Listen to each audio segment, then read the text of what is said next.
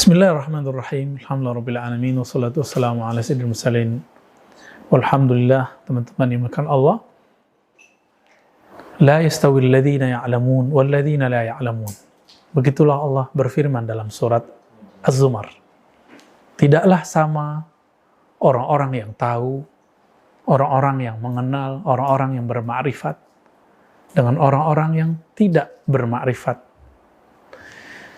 Kata makrifat berasal dari kata arafa, sinonim dari kata alima. Arafa, alima, betul ada sedikit perbedaan. Arafa mengenal dengan pengenalan yang baik. Sedangkan alima mengenal, mengetahui secara pasti. Ini dua hal yang biasa berbeda. Itu sebabnya ada ungkapan uruf dikenal baik. Ada yang disebut ma'ruf, yang dikenal selayaknya sepatutnya. Apa ciri-ciri kita sudah bermakrifat kepada Allah, sudah mengenal Allah? Penciriannya tinggal dibagi. Karena makrifat itu dibagi 3, maka tinggal dicek kita makrifatnya bagian yang mana. Pertama yaitu makrifat hissiyah. Makrifat secara empirik. Bahwa Allah itu menyuruh kita sholat, menghadap ke Ka'bah. Maka orang ini ma'rifatnya baru hissi. Baru sebatas melihat Ka'bah, membayangkan Ka'bah. Orang ini belum sampai kepada ma'rifatullah akliyan, mengenal Allah secara akli.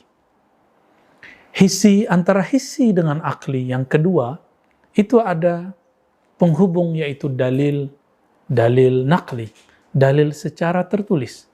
Dalil secara tertulis ini masuk kepada dalil-dalil hissi. Orang-orang ini bermakrifat secara dalil yang ada teksnya. Jika ada teks menyebutkan tentang Allah apa, maka dia meyakini Allah seperti itu. Namun yang di atas itu adalah ma'rifat akliyah. Teks-teks yang tadi diwariskan dari Rasulullah, yang diturunkan Allah, dia gunakan akalnya untuk memahaminya dengan sempurna. Bukan hanya sekedar, ada teksnya, saya percaya. Bukan hanya sebatas itu. Ada teksnya, lalu dia tadabburi. Afala yatadabbaruna al-Qur'an. Apakah mereka tidak mentadabburi Quran? Tadabbur itu adalah pekerjaan akal ketika membaca ma'rifatullah yang tersimpan dalam Al-Quran.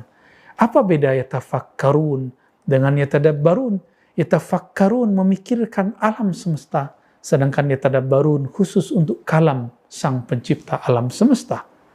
Namun dalam bahasa Indonesia sering tertukar. Orang sering mengatakan tafakkur ayat. Ini kurang tepat. Walaupun boleh dikatakan demikian, yang tepat adalah tadabbur ayat, mengikuti ayat Al-Quran. Afala yatadabbarun Al-Quran. Tadabbur artinya membolak-balik. Inilah yang dilakukan oleh Nabi, para sahabat, Imam Syafi'i. Imam Syafi'i satu ayat dibolak-balik sehingga muncul makna 70 makna. Apakah kita ada yang mencapai tadabbur sedemikian rupa? Tentu belum. Ini ma'rifat akliyahnya Imam Syafi'i jauh di atas rata-rata. Itu sebabnya beliau jadi imam yang dikenang hatta al-yaum, sampai zaman kita sudah pegang gadget. Zaman kita kalau ingin tahu cukup pencet di dalam handphone, smartphone kita. Imam Syafi'i harus mencari kemana-mana, tapi kecerdasannya melewati 12-13 abad yang sudah lewat. Sahabat-sahabat yang dimuliakan Allah, itulah kekuatan tadabbur. Dia kekal abadi karena diabadikan oleh Allah di dalam Al-Quran. Namun ada yang ketiga, ujung dari tadabbur, inilah ma'rifat qalbiyah.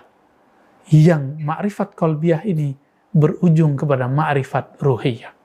Ma'rifat qalbiyah yaitu mengenal nama Allah Subhanahu wa taala, mengenal sifat Allah Subhanahu wa taala, mengenal af'al perbuatan Allah Subhanahu wa taala.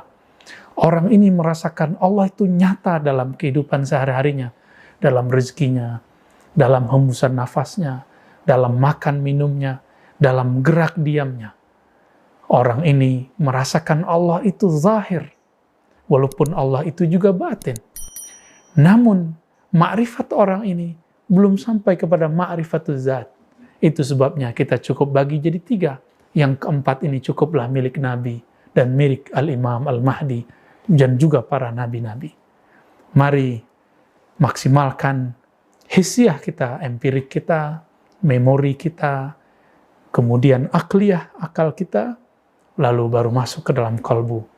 Maka yang manakah kita sebagai orang bermakrifat? Itulah Anda sebagai orang bermakrifat.